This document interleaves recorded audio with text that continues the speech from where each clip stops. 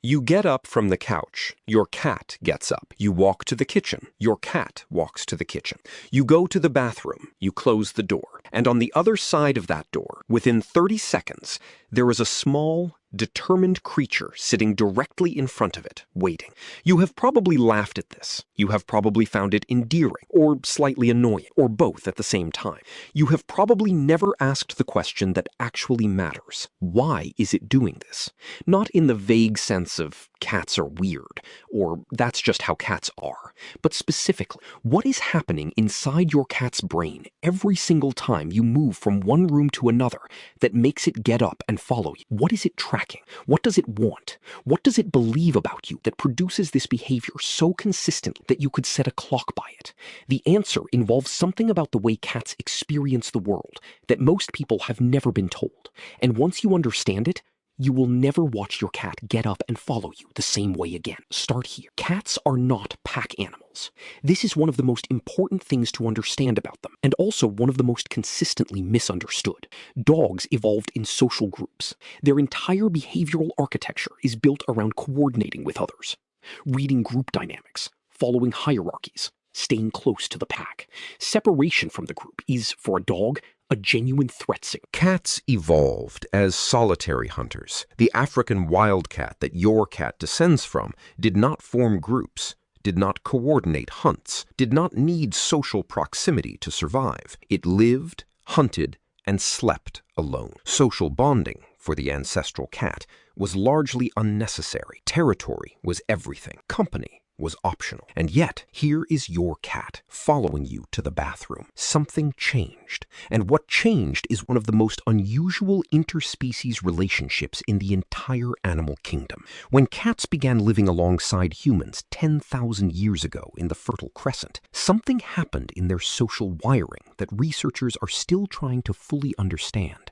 The solitary hunting cat, over thousands of generations of proximity to humans, began displaying attachment behaviors it had never displayed toward other cats, behaviors that, in the animal kingdom, are almost exclusively associated with parent-offspring relationships. Your cat follows you because, at some deep level of its behavioral wiring, you are not a companion, you are not a friend, you are not even an owner. You or its mother. John Bradshaw at the University of Bristol has spent decades studying cat social behavior and communication. His research on how cats relate to their human owners produced a finding that sounds almost impossible until you look at the evidence. Domestic cats interact with humans using the same behavioral toolkit they use with their mothers as kittens. The slow blink, the raised tail, the head rub, the kneading. These are kitten behaviors directed at a maternal figure. Adult cats almost never perform them with other adult cats. They perform them almost exclusively with humans. You are not your cat's peer. You are its parent. And the following behavior is exactly what a kitten does with its mother. It stays close. It monitors location. It does not let the attachment figure disappear from range without tracking where they went. The next time your cat follows you, it is not being clingy in any human sense. It is doing what its behavioral system tells it to do when the most important figure in its world moves. It is making sure it knows where you are. But here is where this gets more specific and more interesting. Not all cats follow equally, and the variation between individual cats reveals something important about what the following behavior is actually measuring. Researchers at the University of Lincoln, studying cat attachment styles, found that cats, like human infants, show distinct attachment patterns with their primary caregivers. Some cats show what the researchers classified as secure attachment. They follow moderately, they explore confidently, they are calm when the owner returns after a separation. Others show anxious attachment. They follow constantly, they become distressed when the owner is out of sight. Their monitoring behavior is intense and continuous. The study,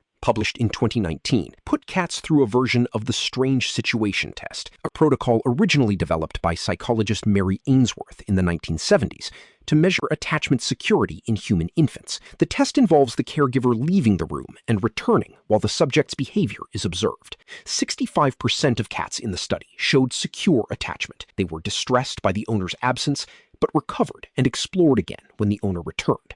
35% showed insecure attachment patterns, either anxious, avoidant, or ambivalent.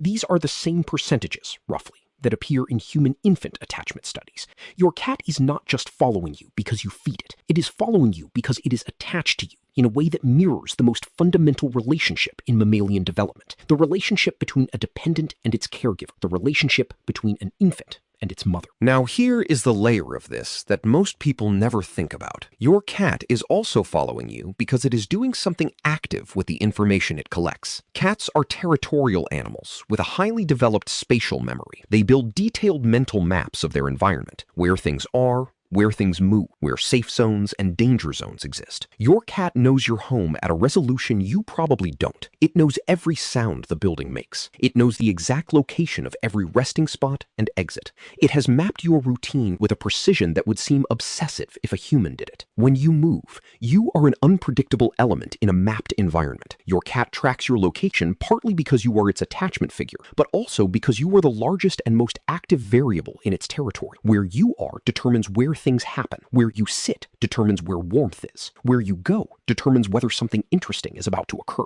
Dr. Michael Delgado, a cat behavior researcher at the University of California, Davis, has described this as the cat treating the human as a social anchor, a fixed point in the environment around which the cat organizes its spatial understanding of the world. When the anchor moves, the map needs updating. This is why your cat follows you, even when it has just eaten, even when it is not seeking warmth or play. It is not always following because it wants something from you. Sometimes it is following because it needs to know where you are, in the same way it needs to know where the food bowl is, where the window is, where the safest sleeping spot is. You are a feature of its world that must be located and accounted for. And here is the part that lands differently when you sit with it. Your cat does not have the cognitive capacity to decide to love you. It cannot evaluate the relationship, weigh its options, and choose attachment. What it has is a behavioral system that, in its ancestral environment, reserved certain responses for the most important figure in its world, its mother, the source of safety, food, warmth, and survival. And that system in your home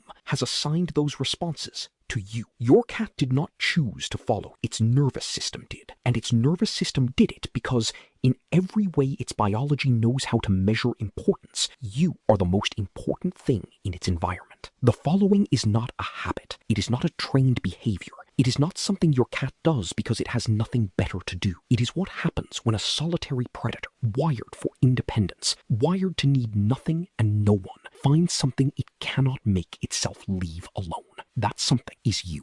Does your cat follow you into specific rooms and not others? Or does it follow you absolutely everywhere? No exceptions. Tell me in the comments. I want to know what your cat's version of this looks like. And if you want to keep going into what animals actually experience about the humans in their lives, the next one goes somewhere most people find completely surprising. Your dog follows you with love. Your cat follows you with something closer to need. But there is one animal that does neither. One that watches you, remembers you, judges you, and decides whether you are worth knowing. And it has been doing this from the trees above your head for longer than any pet has been inside your home.